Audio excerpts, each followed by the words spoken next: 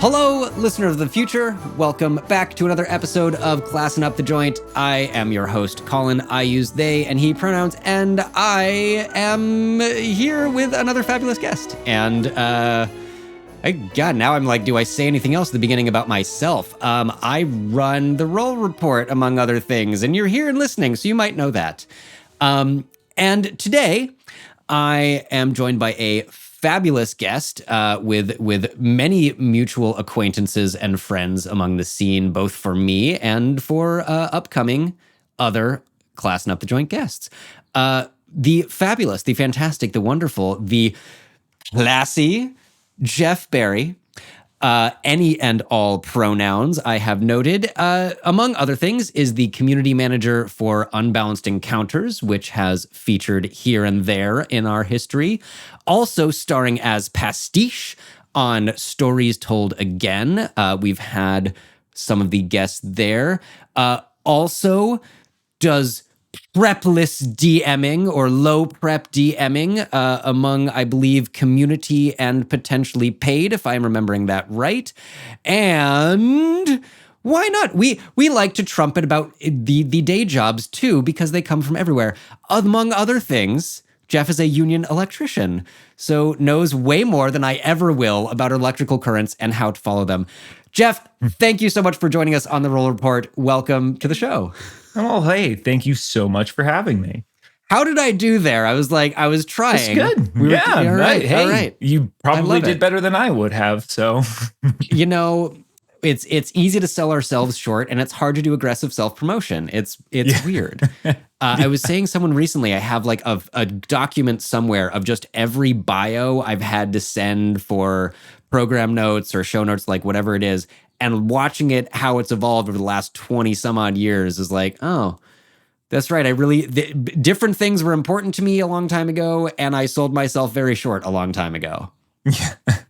Yeah. But it happens. Anyway, Jeff, so wonderful to have you on the show. Thank you for joining us. And to start, the question I ask almost everyone, just about everyone, how did you get your start in TTRPGs, in D&D specifically? Was there a game that grabbed you at a certain point in your life? What sunk its hooks into you? So I have always been pretty fascinated with like fantasy literature or video games of certain types, and like being able to play like Final Fantasy VII kind of really started making me interested in those kind of like fantasy-esque type games. I went over to my uncle's one day, like he was just graduating college, and for the celebration party, he had a PlayStation, and he's like, "Oh yeah, I'll just load up my save for you, and you can just don't save." And that was like one of my first times playing a game like that. And I can't even remember what I did. I just ran around, killed things, and had a lot of fun. And I didn't even think really that much about like Dungeons and Dragons or any other tabletop RPG until high school. Then one of my friends was like, "Oh yeah, we should all try it once." I was playing football at the time. And so it was like me and a bunch of other football players. And we all went down into his basement, you know, the usual place that you would play back in the day, and set up. I played a half-elf ranger that I named Jamiba, and I was like, "Oh, was this an edition where we liked rangers?" Because everyone talks about the 3.5 Ranger. Yeah. And I know nothing about it, but everyone's like, "Oh, that was the Ranger." If you liked Rangers, yeah, and so it was 3.5. Okay, I believe it was 3.5. It wasn't fourth, from what I can remember, because I think I completely missed fourth edition because there was a huge gap in between like the times that I played in high school and then when I picked it back up during fifth edition. So we played that first game, and we only had one session because my buddy was not ready to have his players mess around with the campaign as much as we did.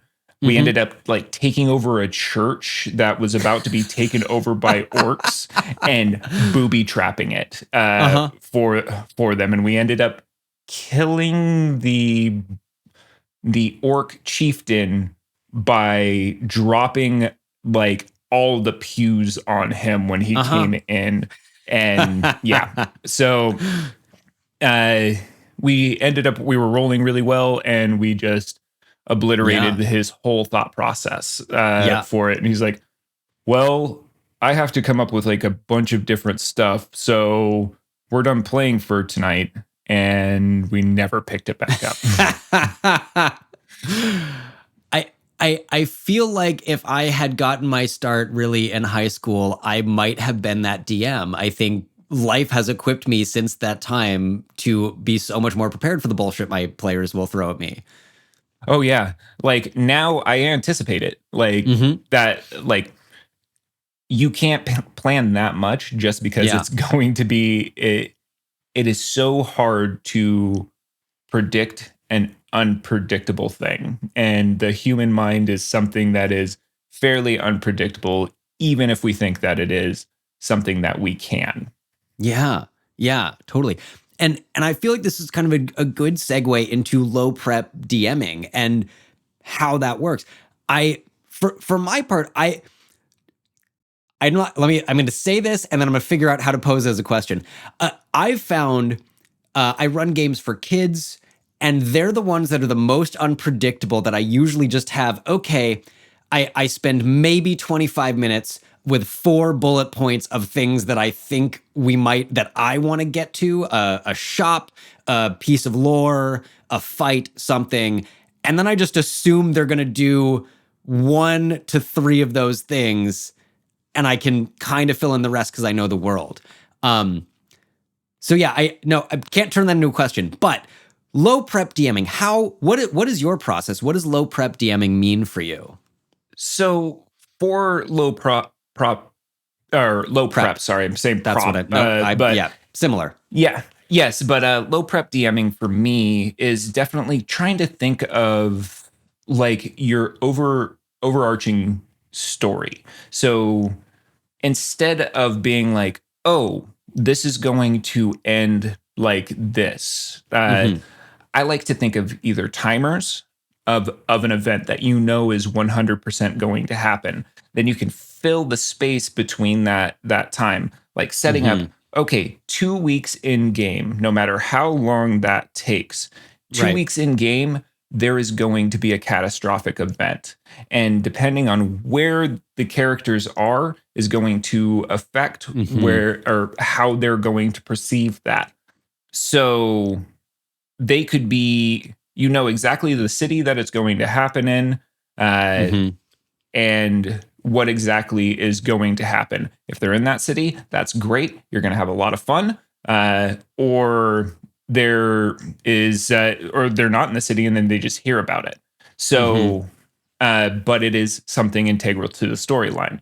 Yeah. Uh, Trying to come up with like more of like big events or Right. things like that, uh, to be like hooks. Yeah.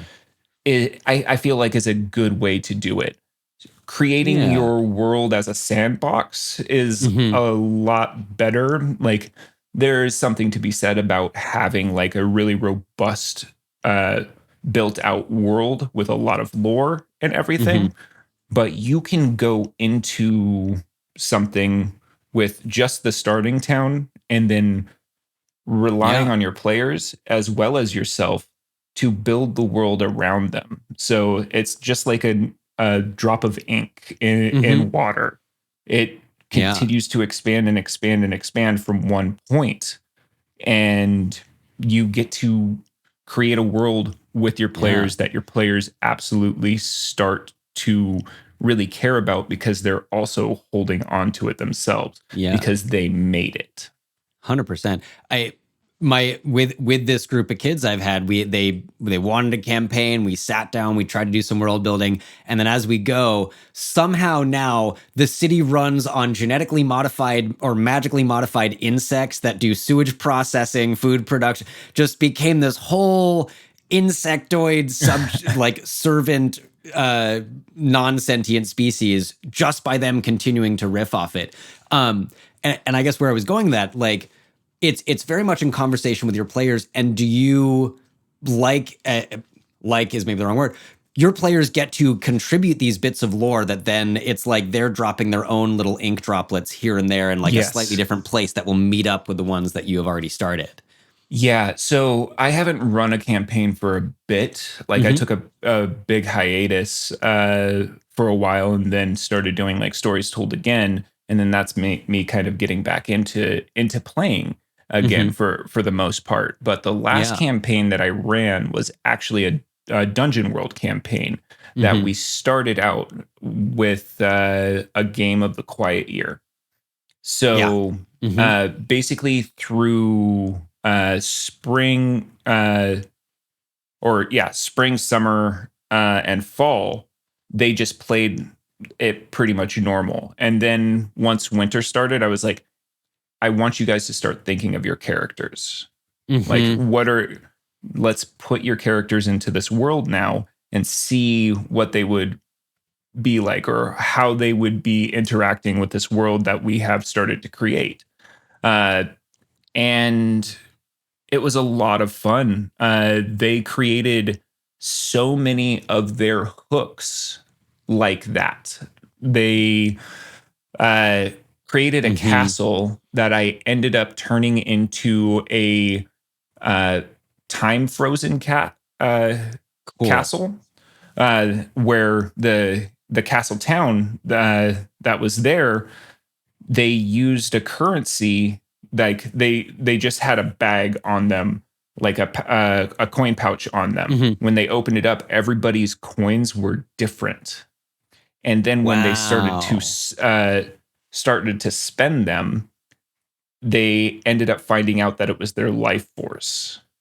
So they would start to age. Yeah.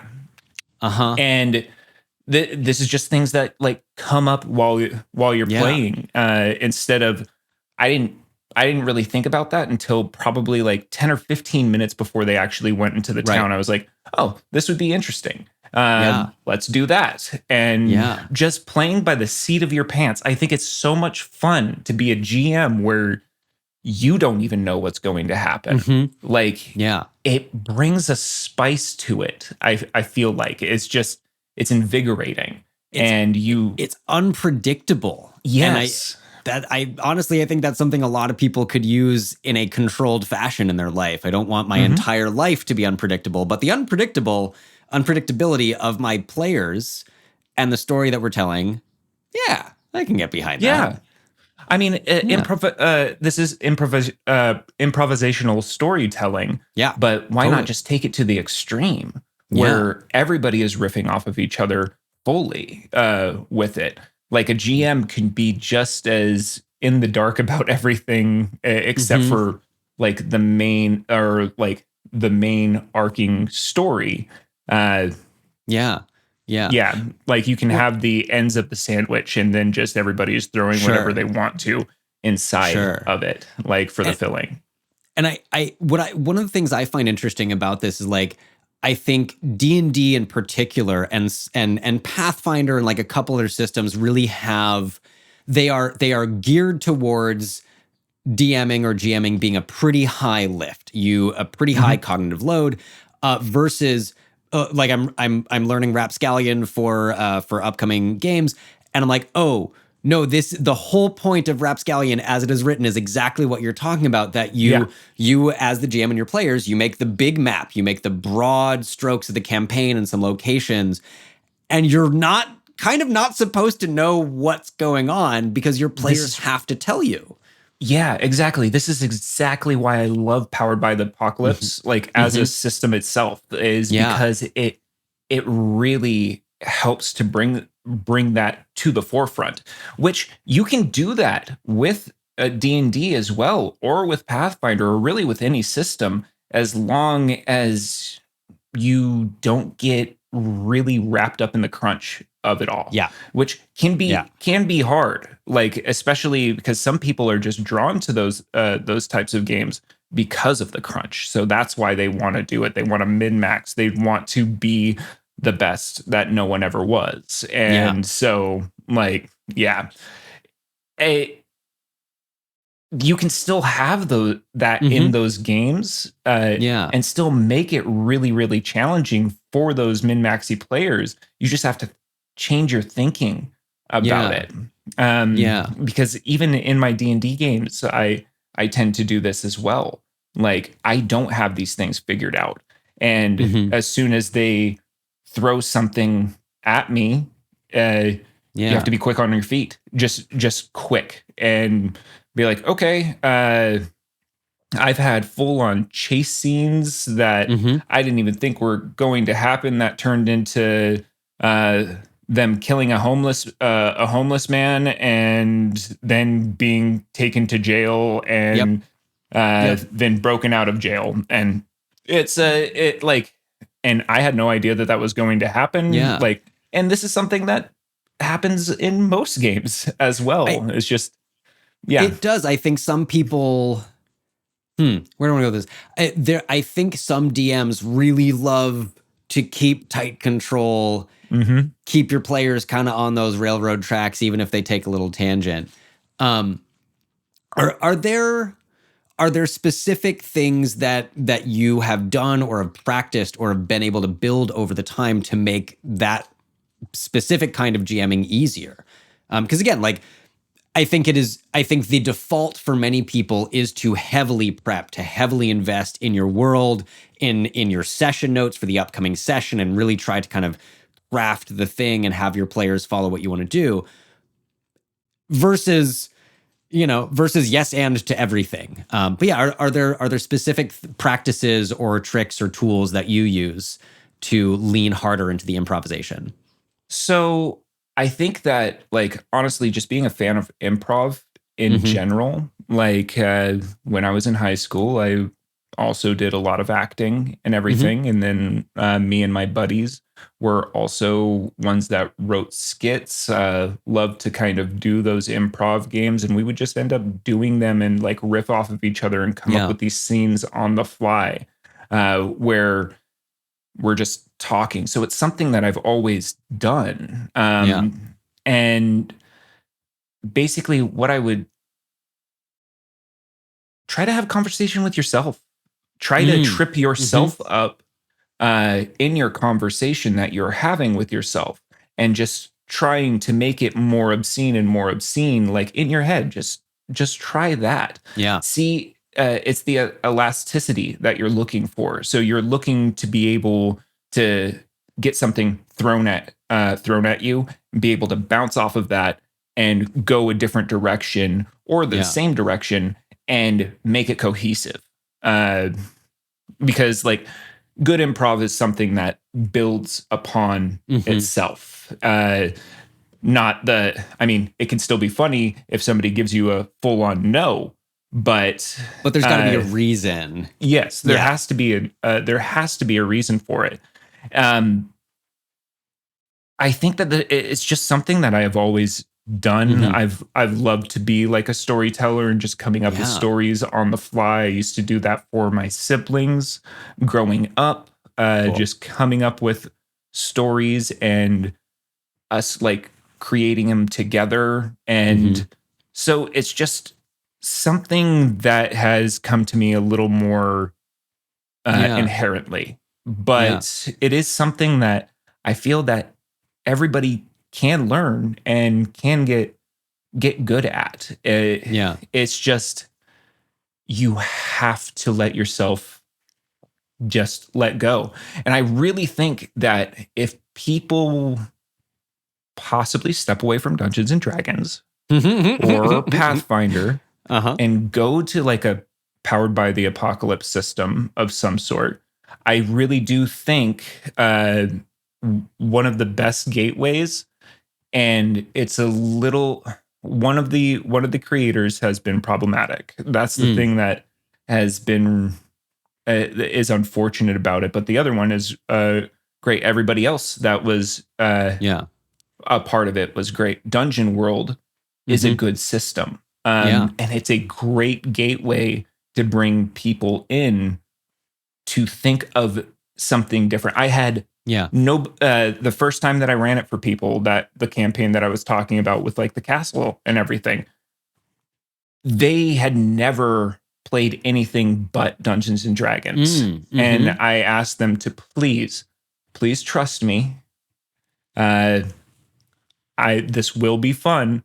And they had a blast. We played it for like 20 sessions. And unfortunately, like life got in the way and we were never able to finish it. But we had so much fun the whole time that we were playing it, though. And it really changed the way that they thought of role playing in general. And then you can go back to a system like Dungeons and Dragons. Sure. And you're going to play more it completely experienced. different. Yeah, exactly. Yeah. I love that. I think, to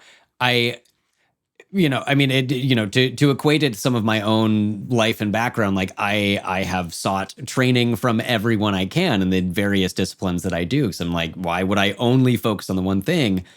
And I think games are the same way. If you've only ever played D&D and that's the only thing you're familiar with, it's definitely your neural pathways are like getting deeper and deeper grooves that you're always going to follow the same decision-making trees, but trying to shake it up with a totally new system. Yeah. Yeah. Another one, like not even just like if you don't even want to try to do it like a campaign, the one-page RPGs out there or like the index card RPGs, business card ones, those ones that they're so light on rules, like Grant Howitt's collection of different one-page RPGs that he has come out with, they really open up your mind in not being able to anticipate anything. Like there is no prep with those games, even for the GM. They roll up. One of my favorite ones that he has done. Sorry, just a second. All good. Yeah. No worries. I'll take that again. Just a second. Okay. One of my favorite ones that he has ever done is The Witch is Dead. I believe you're playing. Okay. So you play as all of a witch's familiars. So everybody rolls to see what they're going to be. They can be a crow, they can be a toad, a cat, even like a little finch and whatnot, or a spider. You end up finding out that your witch has died and there was a witch hunter that ended up killing them. You have a very, very small amount of magic, basically just like a cantrip's worth of magic that you can use, but it's always dangerous for you to use it. So you're going to try to avenge your owner. Yeah. Basically. And if you can get the witch hunter's eyes, maybe you could bring her back.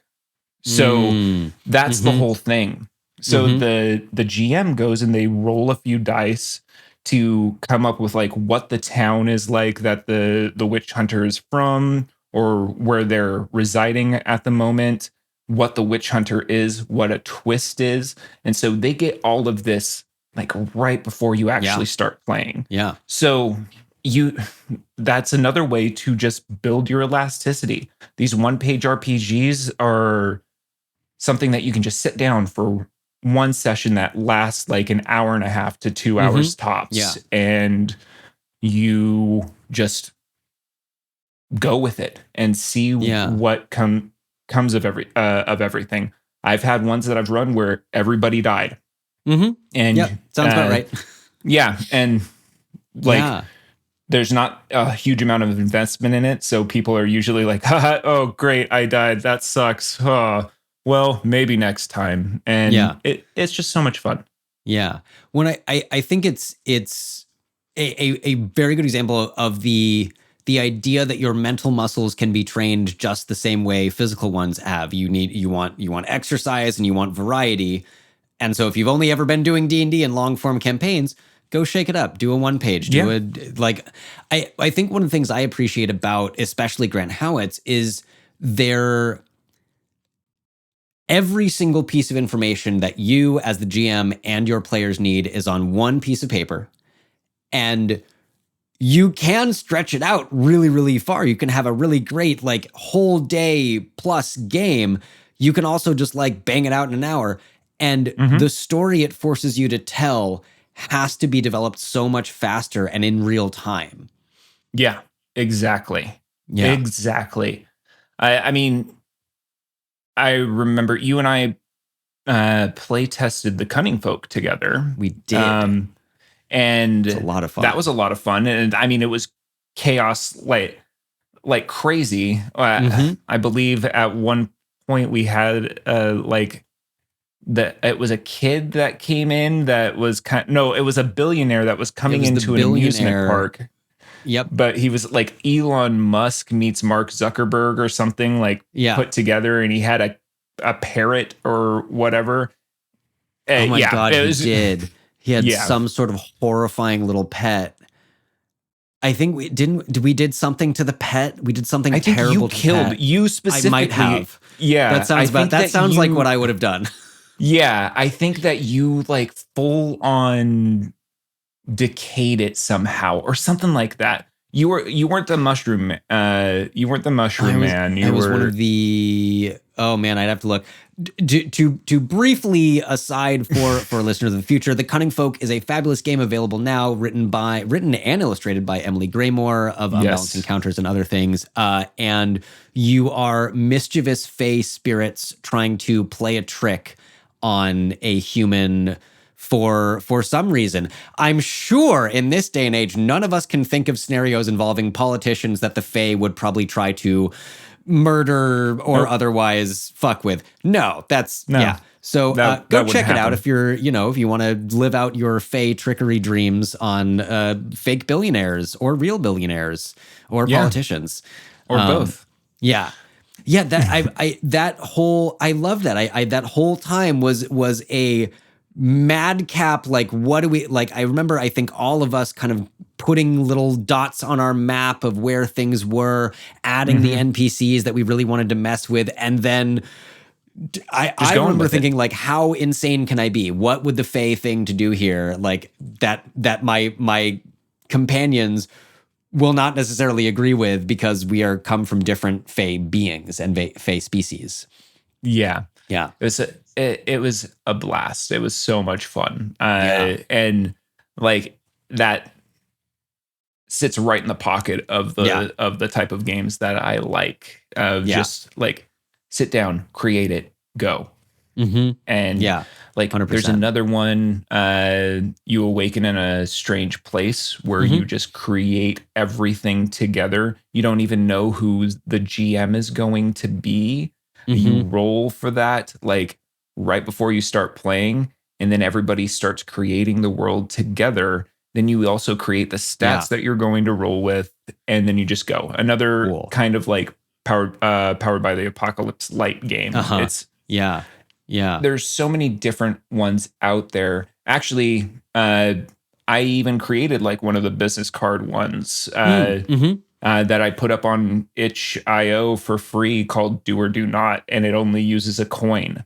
So you just flip a coin and it goes, you're trying to get whatever type of task that you want. Anything that you want to do, you have to flip a coin to see if you pass or fail it.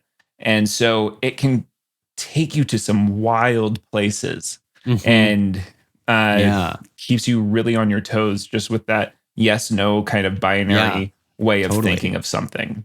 Because then you have to really twist it. Yeah. Twist it to make it work. I think that's also something I love about Roll for Shoes, where if you play it really as it is written, you create a new stat for yourself every time you do anything as simple as putting your shoes on, and gain skills and abilities in like really absurd things that are very niche, and yet you can still find a way to work them into the larger story that you're trying to tell. Yeah. Yeah. We've been talking a lot about this, but I think that to kind of close the low prep DMing section, I want to ask the question, what is the value in this? And I think where I'm going with it is like, we've talked about flexibility and elasticity and how much less you might have to do as a GM, but really focusing on the benefits of low prep DMing. What are they is not the right question. It's like, what does it allow you to do that you think that like high prep, high note taking GMing does not? I think that if you do low prep GMing, what you do by doing that is completely tailor from start to finish. You completely tailor that world to your players. Mm-hmm. You make it to something that they will cherish and hold dear. Not saying like, I mean, more power to the people that take that time, take all of those notes, spend 2 to like 2 hours to 2 weeks prepping every single session. Like, my heart goes out to you. I think that is great. That is just something that I am not capable or willing to fully do. And totally. I have seen the success of like people, like they just really latch on to the lore because they helped create that lore fully instead of having to retain it from a different source. Yeah, totally. Hello, everyone, and welcome to your mid-roll. It is I, your host, Colin, here to thank you once again for listening. It is so nice and so important, and it feels so good that you are here with us. And also to remind you that if you never want to hear me say that again, if you just are excited about the show, if you love what we're doing, you can support us on Patreon at patreon.com/therollreport, where also, for as little as a single dollar a month, you can submit questions for our interview guests. Only our friends and supporters on Patreon can submit questions, and only they will get to hear the answers. We've got some really incredible guests coming up as usual, and if you want to hear their answers to your questions, head on over to Patreon. Also, you can follow us on social media. We are at The Roll Report Cast on Instagram and TikTok, and now on Blue Sky. Ooh. Follow us there for announcements about upcoming guests once they have been booked, and then you will find out if you have interesting and amazing and unusual questions for all of them. But thank you so much for listening. That's really all. We are so grateful you're here with us and hope you are enjoying this episode. Back to the show.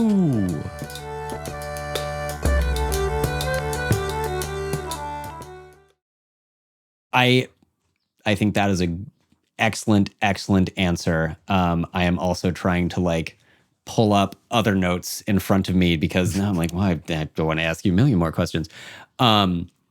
Yeah, I see, photo and video of people set up that they have built terrain and minis and done all of these amazing things. And like, man, that must have taken hours. And I deeply, deeply respect DMs that want to do that for their players. And I don't have the time. I also kind of don't have the artistic skill in like visual arts and crafting. Yeah, I'm better with my words than I am with my hands in creating like artistic pieces. So yeah, theater of the mind has always been my forte. Like that's where I like to sit, is just in that place. I'm good at like remembering the distances of people and all of that and making it work and making it feel snappy. Sure. Which is a skill in of itself. But I've also had the time where I've had to set up things for people, like trying to describe it, where I start getting props out. I'm like, okay, so this is you and they're up here. Over here. So this is what you're trying to do. Yeah. I think early in COVID, as I was starting, we were using like the Zoom whiteboard function a whole lot to just try to vaguely piece together maps and like indicate some distance. Yeah. I think that's one of those things that D&D honestly does kind of a bad job. It's not really set up for theater of the mind because so many things are so dependent on distances and 30 to approach and 60 movement feet, speed. 120. Yeah. A cone shape versus a line versus this other thing. As opposed to, I'll bring up Rapscallion again where I'm like, oh, it doesn't fucking matter, because the important thing is that I or my players describe the situation and the thing they want to do, and then they just roll to see if it works. They don't have to roll specifically to attack something that's 45 feet away versus 30 feet away, Yeah. Yeah. And I mean, like even with D&D, like with any system, Yeah. you don't need to follow the rule book as much as they say, man. Like if they say 30 feet, you'd be like, okay, well, 30 feet, we'll say that you're 30 feet away. Why not? Like, let's make it happen. Like, Cosmically speaking, don't have to be does that, it matter? Usually no. Yeah.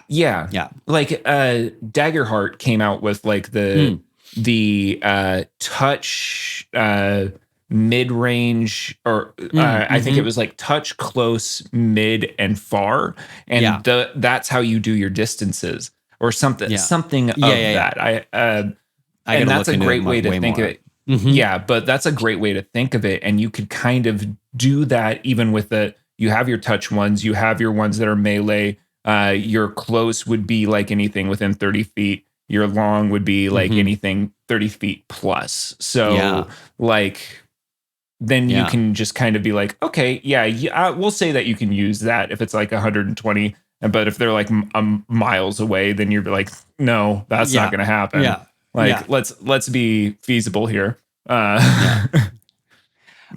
Stretch the bounds of reality because we're in imagination, but you still have to have some rules, or else it's weird wish fulfillment fantasy, and then no one actually has any fun.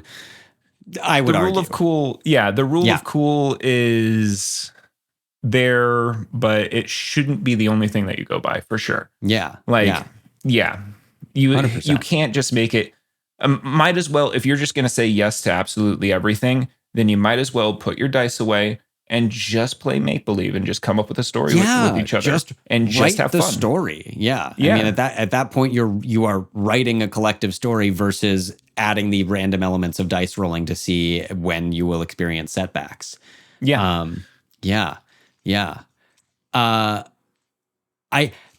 I don't have a transition for this, but I'm going to wrench us around to Stories Told Again and kind of continue. We have the little, it's the and then let's get some harp noises in here. We'll find those things. So Stories Told Again is relatively new on the scene, and I'm not going to say like what is your experience on the show, but something I am curious about is depending on how much you can share, and as of this airing, up through episode 10 and an arc 1 summary is officially published. An arc 1 like question today Q&A. When we're recording when we're recording today, a Q&A just came out for arc 1. So knowing that is what is officially out so far, is there underlying concept or world, or like the themes that you all are trying to play with in this story that you can share that are not too full of spoilers? So the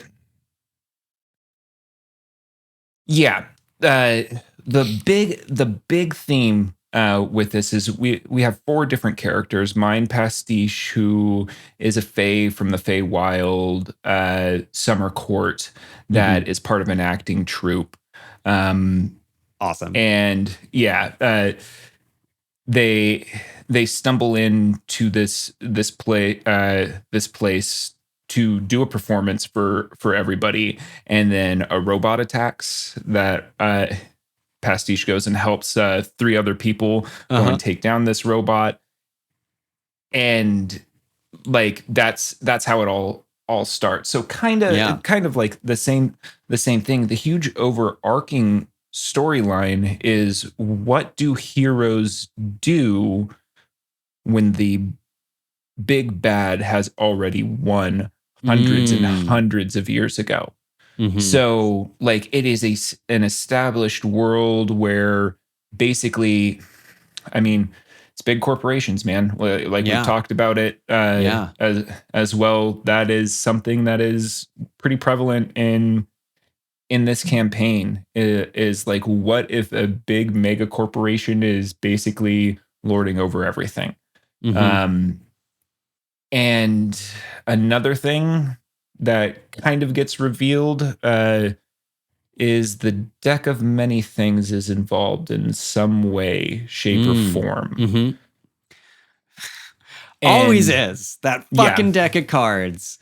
yeah.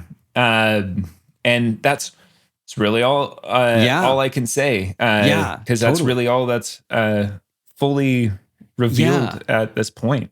Well, and I think that's a really interesting place to start, and again, in line with current climate and things, other things we've talked about on the show are like the prevalence this year of games that are designed that are explicitly or implicitly about fighting fascism and oligarchies and Hmm. teach community organizing and activism. We've talked about Galactic and Going Rogue. We've talked about several other things that are like very similar ideas. In the 10 episodes that are out so far, or even in the ones to come, has Pastiche and the companions, have you figured out an answer? Is there a like, if we got to do this thing, we gotta smash the patriarchy, topple Coca-Cola, and convince everyone to drink water and care for each other, um, as it might be. So I I'm asking you very spoilery questions, so I realize yes, that some of them are going to basic. be unanswered. Well, Pastiche, for one, grew up in the Feywild, Yeah. so they grew up with the ability to be out of the system Mm-hmm. that everybody else grew up around. So, I mean, Right. they're like an alien compared to everybody else. Yeah. They Sure. don't think the same way. So, it's fairly interesting.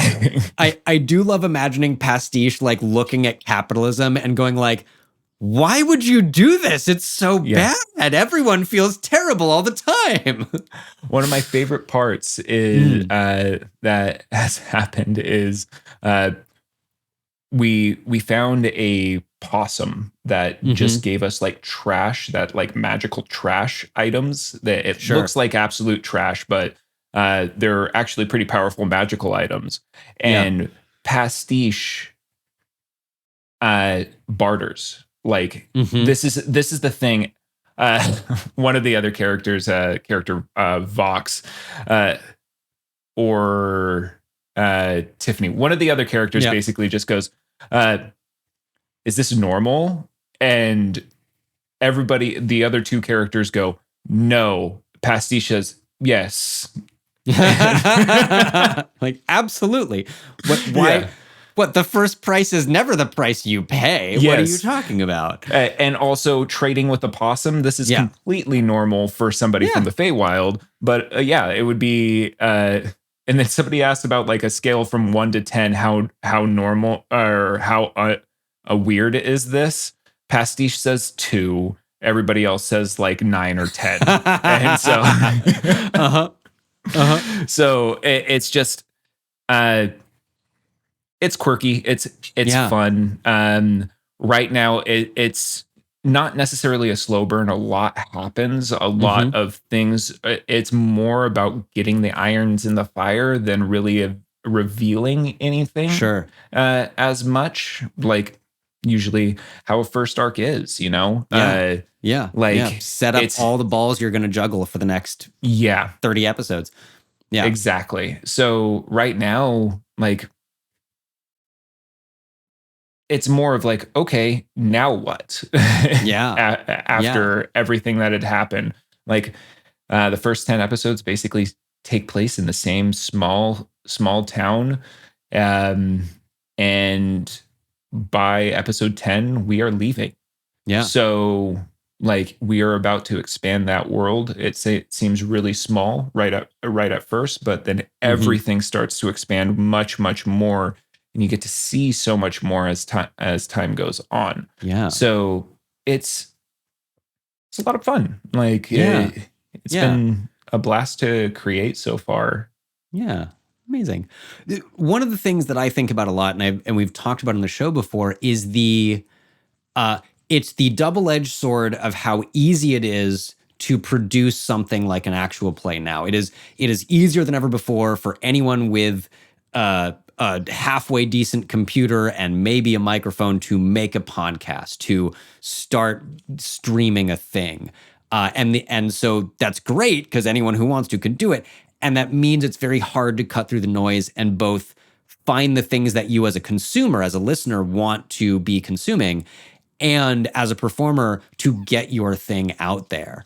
And I think where I'm going with this is what do you think as one of the people involved, like what sets Stories Told Again? Did I do this right? I was like, wait a minute, there's stories. Yeah. Yes. What sets it apart? What makes it unique and interesting in, like, especially in a podcast space where as we know there's 9 million actual plays of various systems. I think, at least for me, the things that we have starting to be built with it.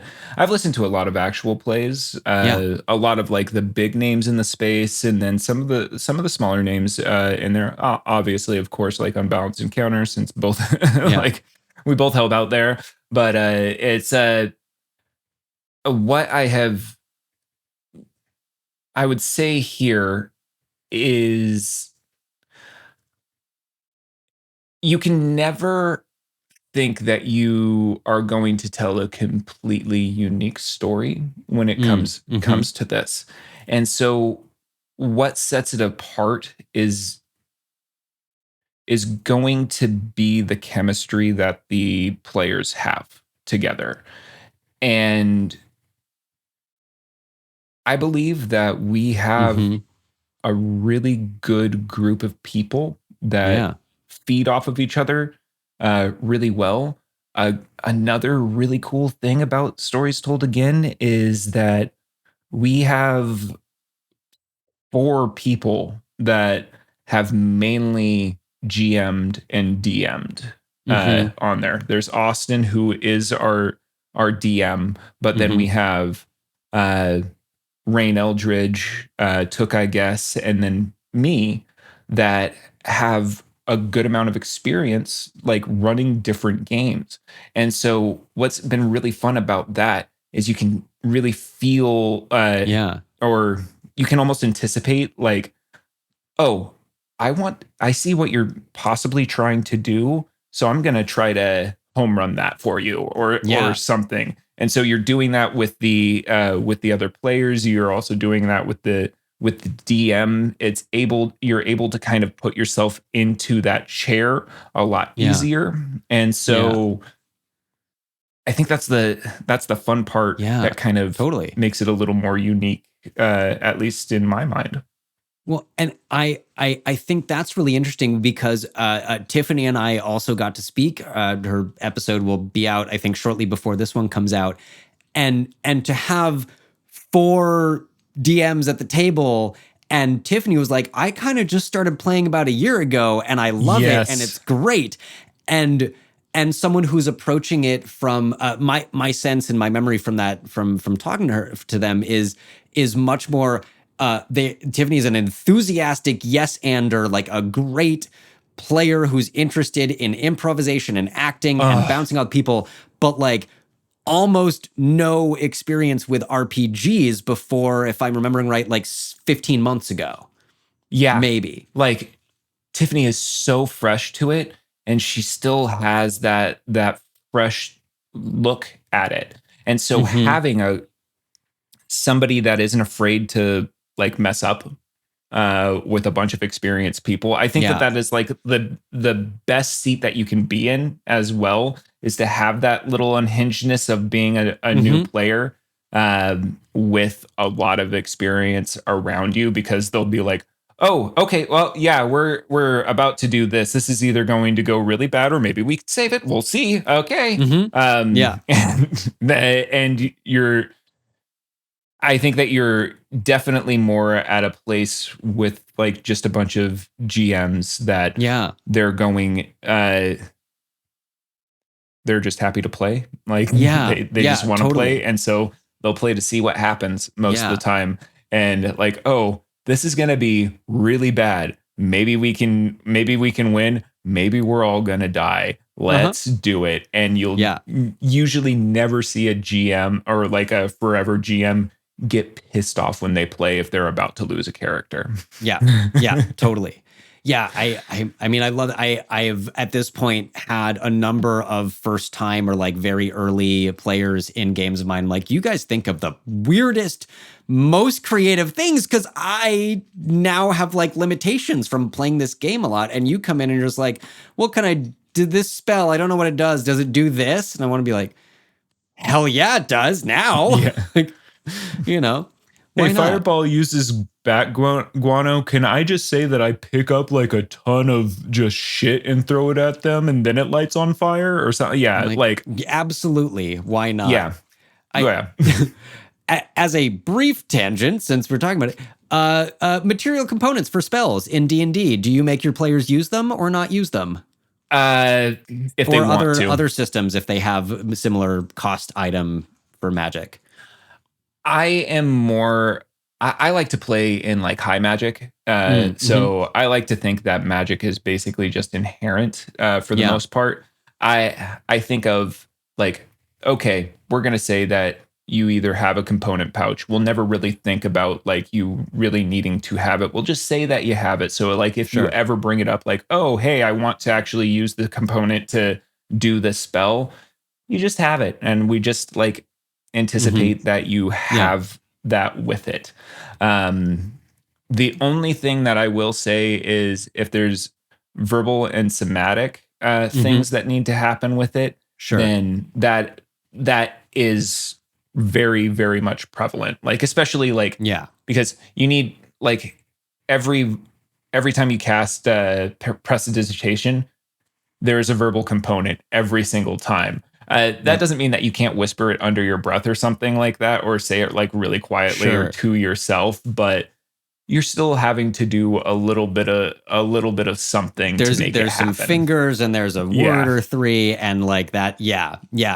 I agree. I think sometimes, especially newer players or players that have played like mostly martial classes and have not had to deal with they're like, I want to cast this spell, and I go, okay, everyone around you sees you doing this. Let's just be clear. You're not subtle.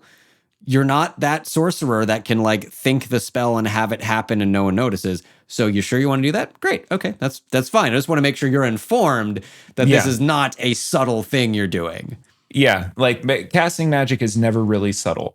Also, I will say that I do for like the ones that have like a price tag to them. Like if it's like, oh yeah, you need to have a diamond, like for like Revivify or any of those bigger Heroes Feast or whatever, you're gonna need to spend that money to make sure that you're able to do that.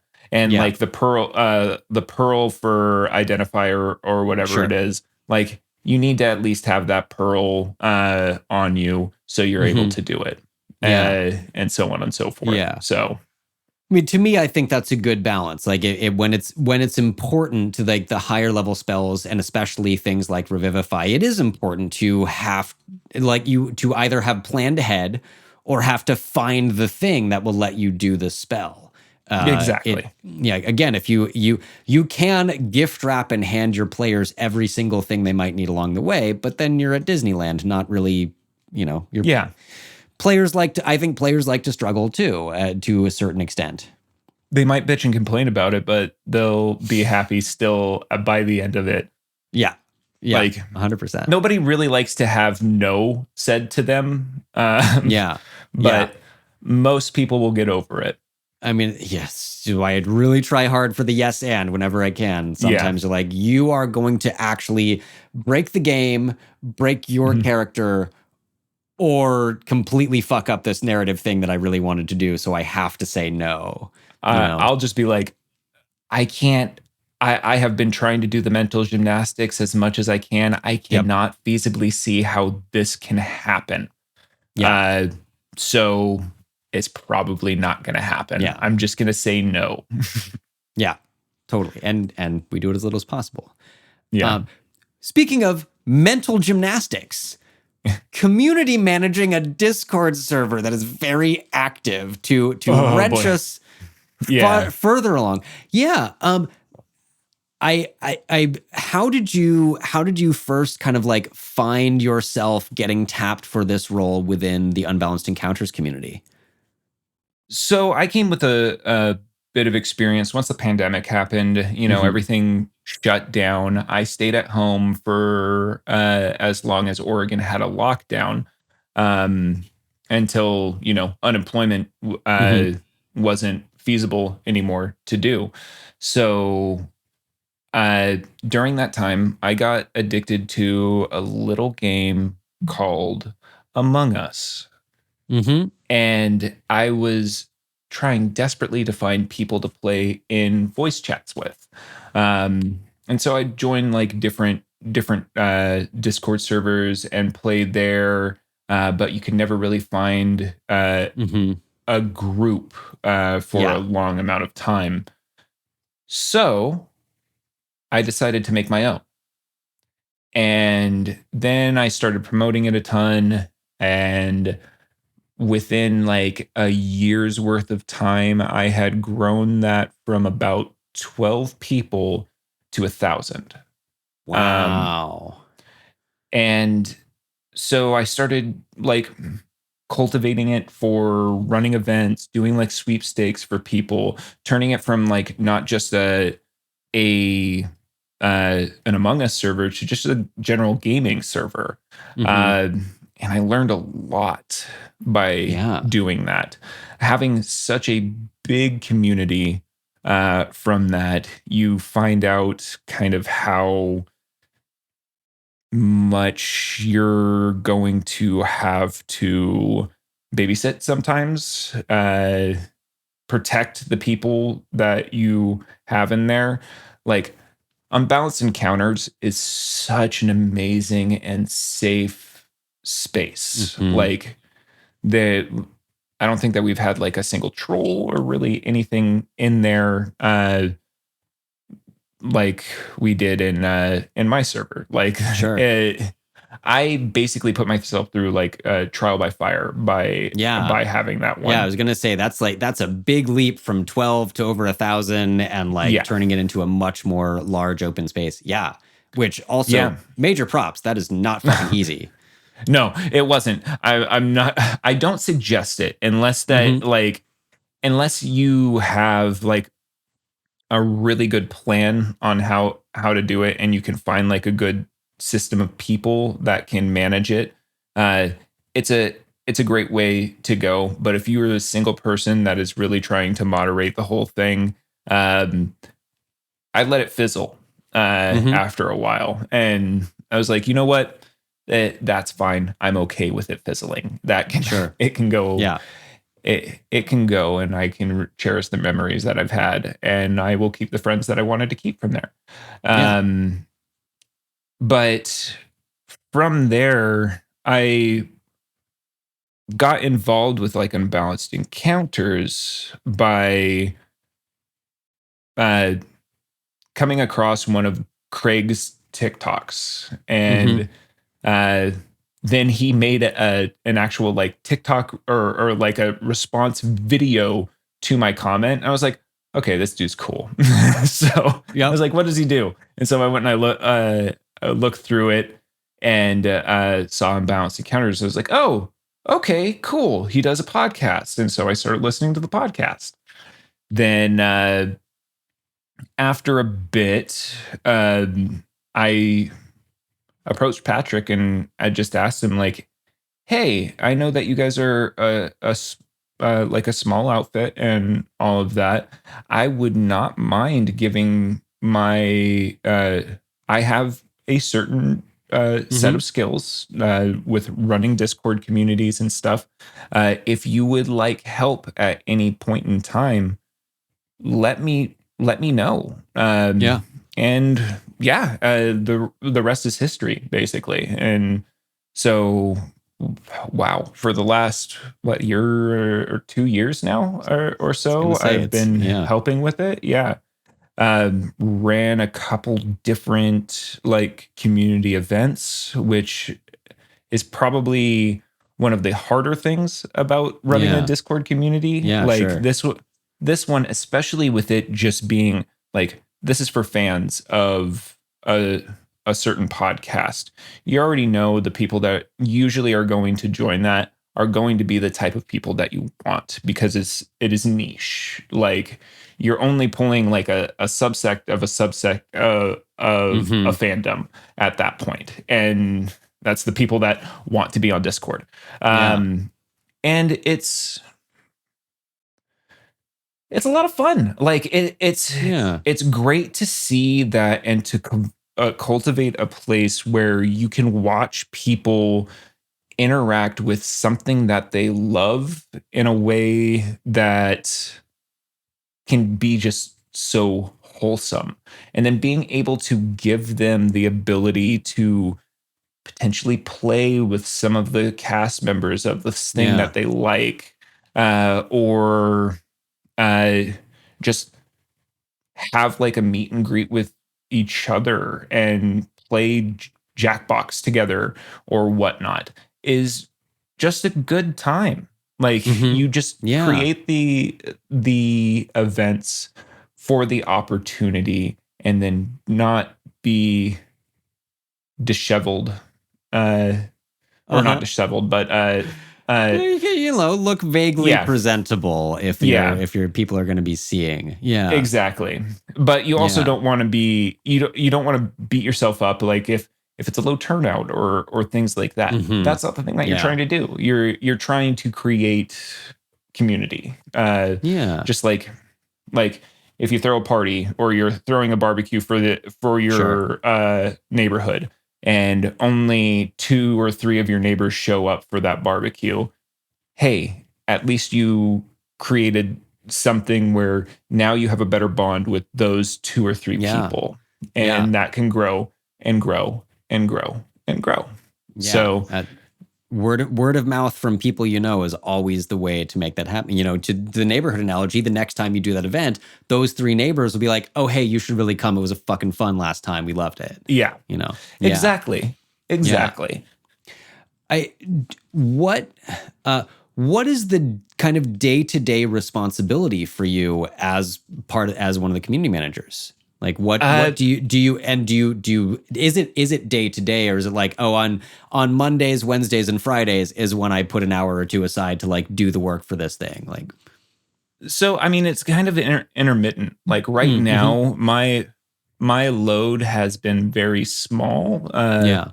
just because we're like unbalanced encounters is within a transition Mm-hmm. period of going through their bonus material, and then Right. like once season 2 actually launches, then like community events are going to become like a bigger thing. Usually for community events, like I'll probably uh depending on it, usually like at the beginning of the month, because I like to do at least monthly, Yeah. but it might go to like quarterly because I do need to realize that I need to kind of make sure that I'm not putting too much on my plate Mm-hmm. Yeah. with No. it with it. Easy to do.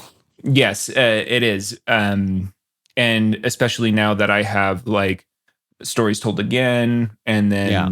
then work can be crazy with construction projects and all of that. Um, I usually will put about like an hour here, hour there throughout the month until it starts getting really close. Depending on the event, Mm-hmm. some are a lot more lighter duty. So really, all I Sure. have to do is get it planned. Like if it's going to be a Jackbox night or something like that, get it planned, set a date, then make sure I'm there. Yeah. And that's really about it. Now, if it's something a lot bigger, like Mm-hmm. one of the last events that I did for Unbalanced Encounters was a huge battle royale. And that took place over 5 months, I believe. Mm-hmm. 5 months of time. So it was like four Yeah, rounds of and different multiple people. rounds of each. Exactly. Yes. Yeah. So we had 4 rounds of battle royale, and then the final battle royale round, which ended up just being like a huge boss fight. Mm-hmm. And that took a lot more because I was running basically a selection raffle Mm-hmm. every month Yeah. to pick 2 to 3 people, or 2 people from the community to play 2 people from the cast and crew. Mm-hmm. Um, so first trying to get cast and crew set up and see what days would work for them. Then getting that all set, and then letting the community know, giving them enough time to be able to sign up for it. Then putting Mm-hmm. all of that stuff Yeah. into a raffle, pulling that, then making sure that they get set up in a D&D Beyond campaign so they can create their character, make sure that they're creating their characters to the specs that need to be made Yep.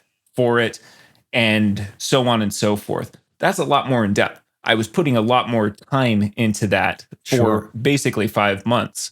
And then I realized I probably shouldn't do big events like that anymore, because I really don't have as much Mm-hmm. time to be able to set aside for Sure. that. Doing like one shots and stuff like that, I absolutely love doing those things. I love running games. I really do. Yeah. I just don't have the big Yeah. No, time time. to do it anymore. Scheduling, as we know, is always the biggest and baddest of all big bad evils. It's true. Exactly. What two-part question? What is the most fun part of the job, and what is the most difficult part of the job? The most fun part of the job is honestly when the events happen and Mm-hmm. they're going, just seeing the community interact with each other and having fun, seeing the types of inner jokes that, or inside jokes that start Mm-hmm. happening, especially from the people that were in that. Like if you're playing Jackbox with a bunch of people, I'm sure that everybody that's played Jackbox has realized that night after that, like there's a couple running jokes that go through like all the different Mm-hmm. games that you're playing Yep. for the rest of the time, and so on and so forth. Uh, those little moments are Yeah. probably the most fun for me, is just seeing people interact and have fun and create memories. That is the big thing. If you Yeah. walk away from something and people are like, thank you, that was great, like we had so much fun, believe them. Let yourself believe them, because that little voice in the back of your head will Mm-hmm. be like, no, you're fucking lying to me. I could have done Make this. sure, I should have done the yeah, other thing. Yeah. yeah, just believe them. Like, tell that voice to shut the fuck up, and Uh-huh. let Yeah. yourself live with that for a little bit. And like, yes, that is my favorite part. And you said the most difficult, right? Yeah. Scheduling. Mm. Scheduling Mm-hmm. always is the hardest thing, especially like if you're doing something that is really uh like fine tuned, like the battle Right. royale. Trying to get people to do the thing that you need them to do in a timely manner, like that is Sure. always going to be, especially when it's a voluntary thing, it is always going to be more difficult.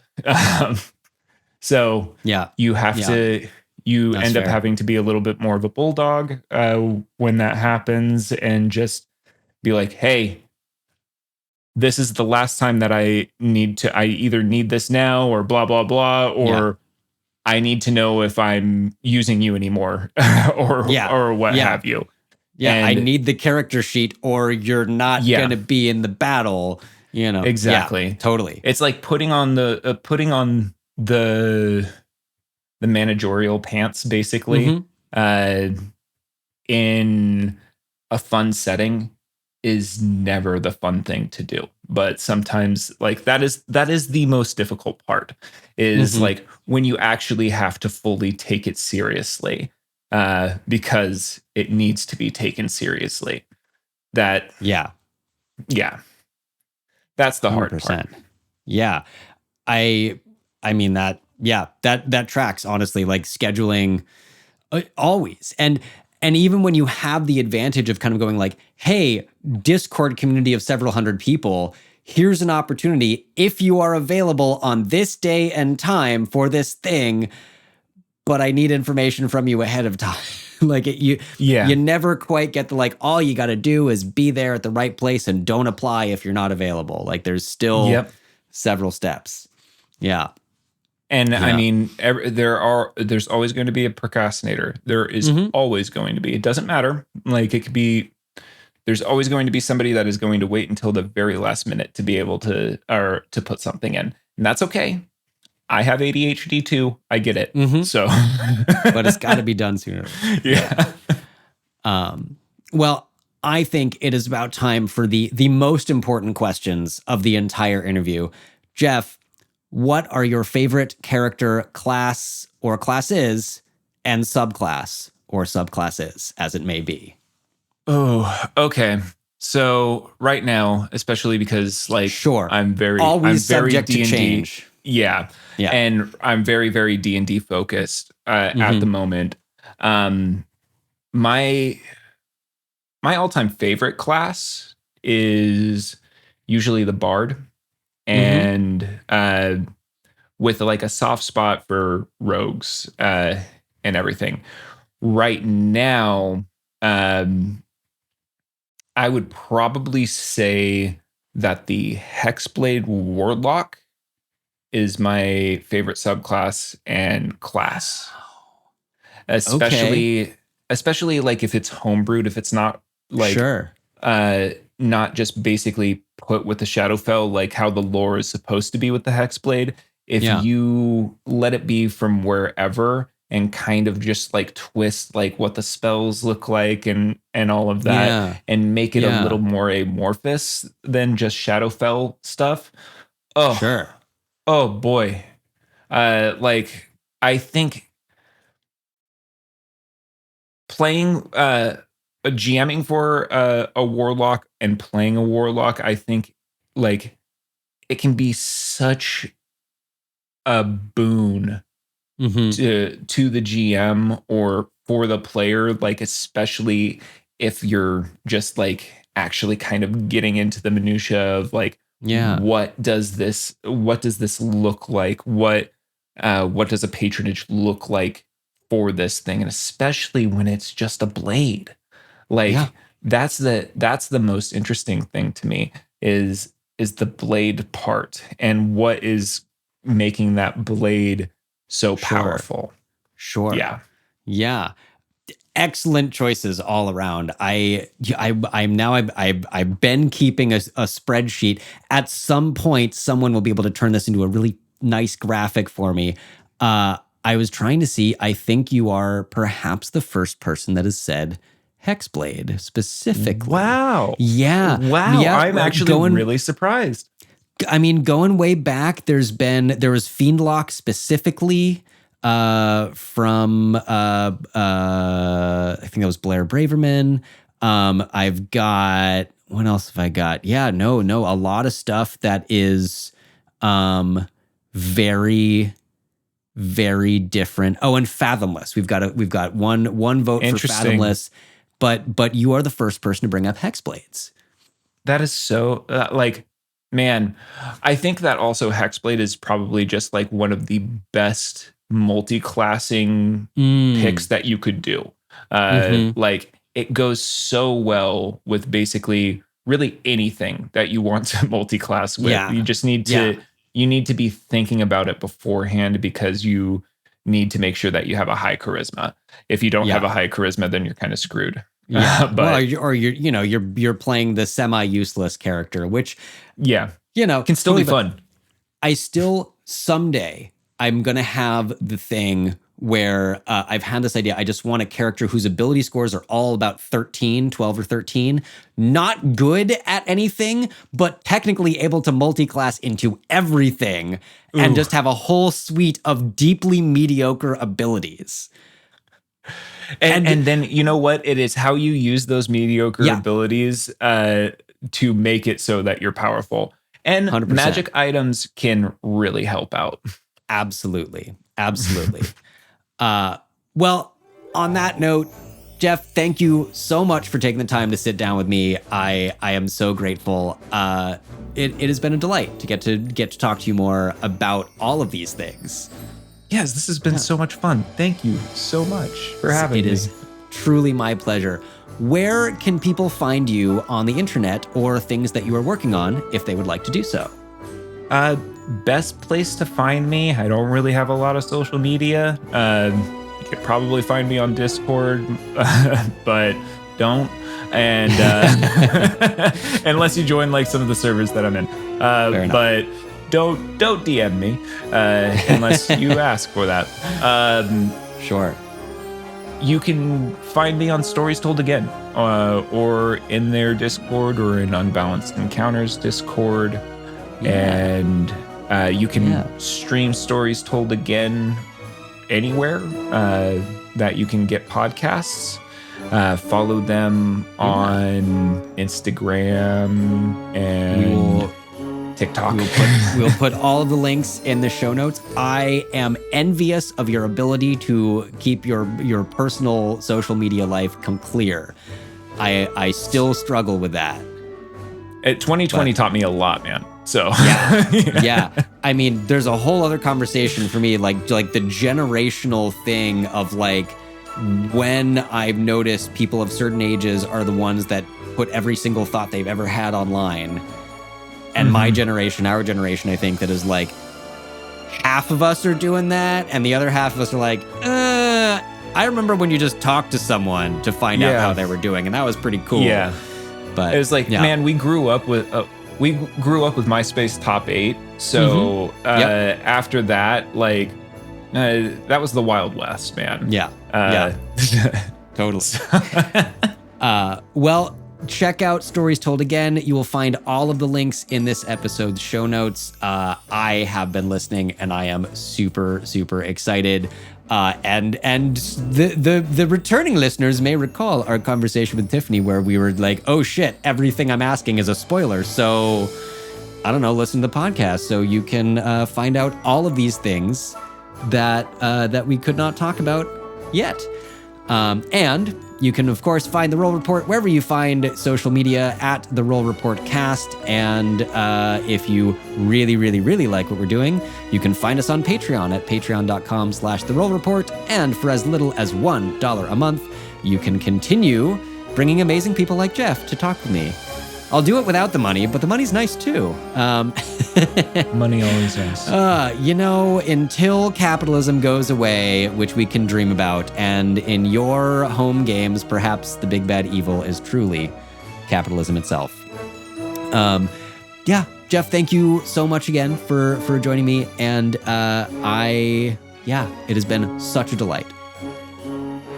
Thank you again. Of course. Until next time, friends, keep rolling dice. It's good for you.